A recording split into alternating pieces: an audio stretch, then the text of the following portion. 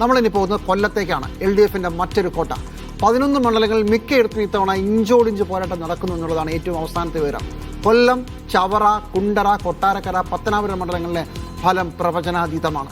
2 തവണയായി BJP 2ാം സ്ഥാനത്തെത്തുന്ന ചാത്തന്നൂർ എന്ന മണ്ഡലത്തിൽ ത്രികോണ മത്സരം എന്നത് ഏതാണ്ട് ഉറപ്പായി കഴിഞ്ഞു. അവിടെ നിന്ന് ലിജോ റോളൻസ് ചേരുകയാണ്. ലിജോ, BJPയുടെ മണ്ഡലത്തിൽ നിന്ന് ആദ്യം നമുക്ക് തുടങ്ങണം. ചാത്തന്നൂരിലെ സ്ഥിതി എന്താണ്? 3ാം സ്ഥാനത്ത് ആര് എന്ന് പറയാറായോ?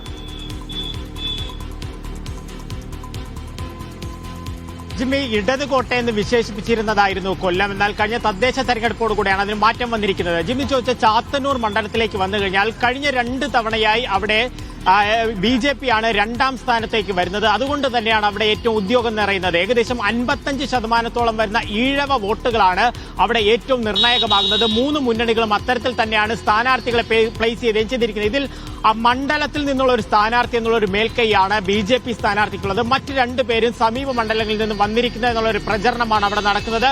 വലിയ രീതിയിലുള്ള ഒരു പ്രചരണം BJPയുടെ മുൻ ദേശീയ അധ്യക്ഷൻ ഉൾപ്പെടെയുള്ളവരാണ് അവിടേക്ക് എത്തി പ്രചരണം നടത്തിയത്.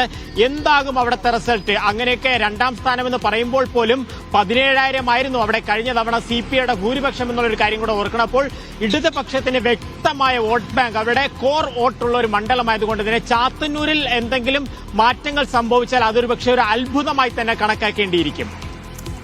ശരി ലിജോ റോളൻസ്, കൊല്ലം പിടിച്ചാൽ കൊല്ലവും തിരുവനന്തപുരമാണ് ഇടതുപക്ഷത്തിന്റെ കോട്ട. സാധാരണഗതിയിൽ ഭരണം മാറുമ്പോൾ ഈ 2 സ്ഥലങ്ങളും ഇടതുപക്ഷത്തെ കൈവിടുന്ന കാഴ്ചയാണ് കാണുന്നത്. തിരിച്ചാണെങ്കിൽ വളരെ വലിയ മേൽക്കൈ ഈ ജില്ലകളിൽ നേടാറുണ്ട് ഇടതുപക്ഷം. കൊല്ലം വളരെ സൂക്ഷിച്ച് ശ്രദ്ധാപൂർവ്വം നോക്കേണ്ട സ്ഥലമാണ്.